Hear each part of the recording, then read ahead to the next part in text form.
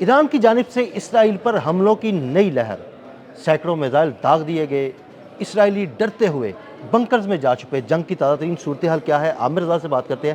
عامر بھائی، سینکڑوں میزائل داغے گئے ہیں، اسرائیلی یہودی جو ہیں وہ بنکروں میں چھپے ہوئے ہیں، تازہ ترین صورتحال کیا ہے؟ اور جب آپ میری طرف اس طرح کرتے ہیں تو مجھے آتا ہے کہ میں ڈونلڈ ٹرمپ کی طرف اس طرح کروں، جو یہ کہہ رہا ہے کہ میں نے ایرانی میزائل بیٹریز جو ہیں ختم کر دی ہیں، میں نے ایرانی جو بیلسٹک میزائل پروگرام ہے اس کو ختم کر دیا ہے، اب ایران جو ہے وہ اس کے پاس میزائلز نہیں ہیں۔ تو یہ میزائلز بھائی جان کیا امریکہ سے آ رہے ہیں؟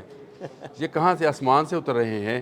آپ کی آج کلئی کھول دی رائٹرز نے، انٹرنیشنل میڈیا کے حوالے سے میں بات کر رہا ہوں، رائٹرز نے لکھا کہ نیو ویو، یہ 18ویں لہر ہے جو کہ اٹھائی گئی ہے اسرائیل کے اوپر، اور یہودیوں کو ٹیوب نما بنکرز میں پناہ لینے پر مجبور کر دیا ہے ایران۔ بنکرز اتنے چھوٹے بنکرز ہیں کہ اس پہ کھڑا بھی نہیں ہوا جا سکتا۔ ہاں بالکل، وہ اگر آپ فوٹو لگا سکیں تو ضرور لگائیے گا۔ وہ اس طرح سے کھڑے ہو سکتے ہیں، پورا کھڑا بھی نہیں ہو سکتا، بیٹھ سکتے ہیں، اور وہاں پر ان کو رکھا جا رہا ہے۔ لاکھوں یہودی اس وقت اس گٹر نما، میں تو گٹر کہوں گا، جب یہ اندر گندگی اندر، جی یہ گندگی اندر ہے تو گٹر ہی ہے، یہ اس گٹر نما ٹیوبز کے اندر جو ہے پھنسے پڑے ہیں، اور اس پہ ایران جو ہے اپنے میزائلز فائر کر رہا ہے۔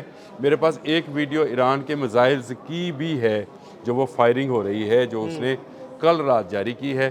اس کی اگر تصویر ہم نکال سکیں تو اس کو ضرور نکالنا چاہیے، لیکن یہ بات حقیقت ہے کہ ایران جو ہے وہ نئے حملے، تازہ ترین حملے کیے ہیں۔ وہ میزائل کہاں سے نکلتا ہے؟ ایک دم پتہ ہی نہیں لگتا، زمین سے نکلتا ہے اور ایک دم جو ہے وہ تباہی مچانے کے لیے چلا جاتا ہے۔ دیکھیں اس وقت بھی جنگ پورے زوروں پہ ہے، جنگ بالکل جس طرح سے میڈیا ہمیں دکھا رہا ہے وقفے سے، ویسی جنگ نہیں ہے۔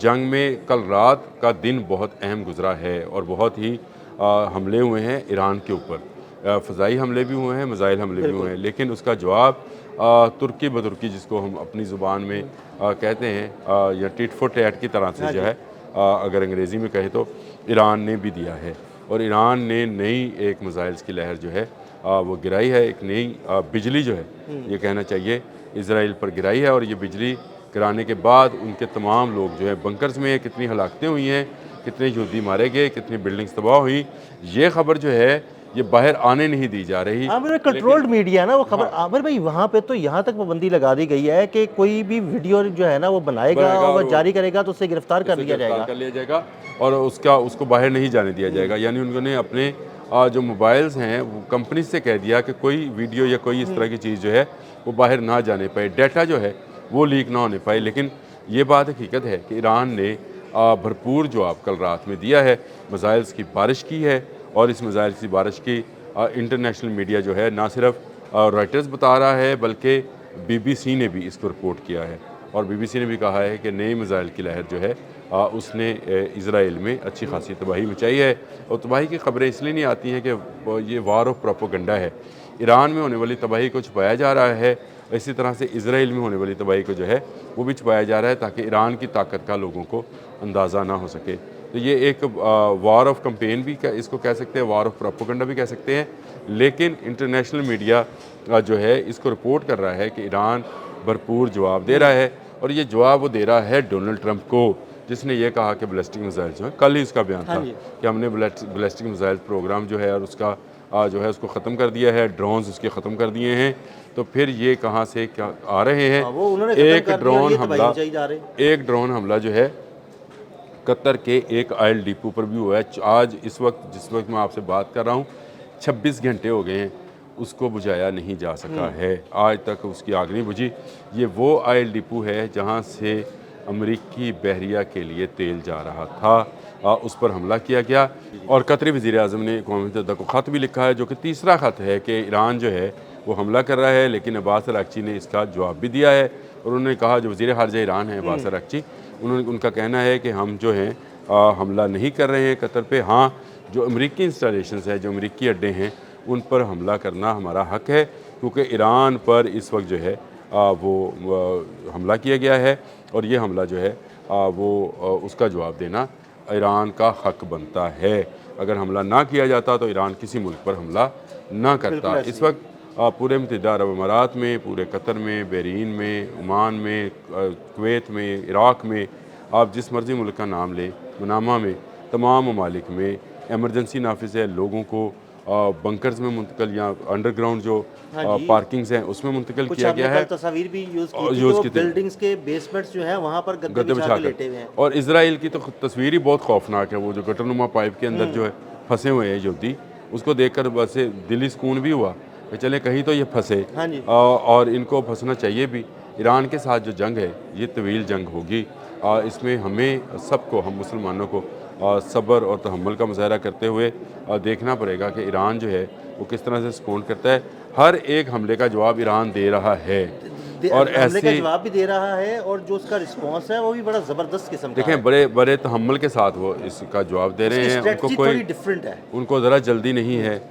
गो के आहिस्ता आहिस्ता जो है नज़र आना शुरू हो गया है कि शायद रशिया और चाइना जो है वो अपनी इंटेलिजेंस बेस जो है, डाटा जो है वो ईरान को फराहम कर रहे हैं।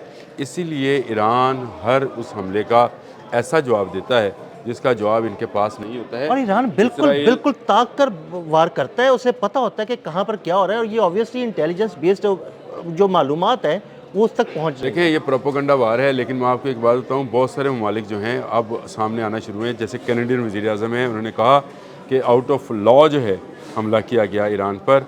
स्पेन ने अपने अड्डे, ना सिर्फ अड्डे देने से इनकार किया, अगले दिन डोनाल्ड ट्रंप ने कहा मैं स्पेन पर पाबंदियाँ लगाऊंगा। फिर कहा वाइट लगा हाउस दो, से देखी जाएगी। बयान आया कि स्पेन मान गया है, और आज स्पेन से दोबारा जवाब आ गया कि आप जो मर्ज़ी कर लें, हम नहीं हम मानने अपने फ़ौजी अड्डे आपको मासूम ईरानियों को मारने के लिए फराहम नहीं करेंगे। तो इसका मतलब ये है कि दुनिया आहिस्ता आहिस्ता अब जो है अमेरिका के ख़िलाफ़ खड़ा होना शुरू हुई है। जंग एक दो रोज़ की नहीं है। अगर 2 साल हो चले हैं इस वक्त यूक्रेन और रशिया की वार को, तो ये जंग भी जो है ये कोई आसान जंग नहीं होगी। कल एक दोस्त ने बड़ी अच्छी बात कही। उसने कहा कि ईरान के में जब बच्चा पैदा होता है तो उसको बता दिया जाता है कि अमेरिका बुज़ुर्ग शैतान है, ऐसे ही और उनके घरों के अंदर कैलेंडर्स में ये लगा हुआ है कि ताकि उनको याद रहे कि इस दुनिया की सबसे बड़ी शैतानी क़ुव्वत जो है अमेरिका है। इसलिए इस कौम के अंदर से अमेरिका की नफ़रत और अमेरिका के ख़िलाफ़ जज्बा जिहाद को ख़त्म नहीं किया जा सकता। ये उसका बिल्कुल सही तबसरा था ऐसे कि ही ईरान के अंदर जज्बा लड़ेगा। और अभी तक अमेरिका अगर अपनी ज़मीनी फ़ौजी, इस पर एक विलाग ज़रूर कीजिएगा, ये जो नया लहर चलाई है इन्होंने कि कुर्द आ रहे हैं हाँ जी, ये लड़ने के कुर्द लिए, वाली बात चल रही है, ये उस बारे में इस पर करते हैं। बात करते हैं कि अमेरिका खुद क्यों नहीं आ रहा है, और अमेरिका जो ये कह रहा था कि उसको ज़मीनी वो हमला करेगा। और जंग से सिर्फ 2 दिन पहले एक इंटरनेशनल मीडिया की स्टोरी, अमेरिकन मीडिया की स्टोरी बता रहा हूँ आपको, इन्होंने कहा था कि मरीन्स जो हैं उतरने के लिए तैयार हैं। ये उतरे क्यों नहीं थे?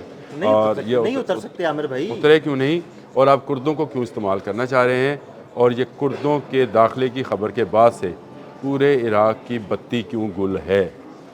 बिल्कुल इस पर बात करें। बिल्कुल, बहुत शुक्रिया आमिर भाई। आमिर भाई ने इसराइल की तातरीन सूरत हाल के बारे में आपको आगाह किया। अदील अहमद और आमिर रज़ा को इजाज़त दीजिएगा। अल्लाह हाफ़िज़।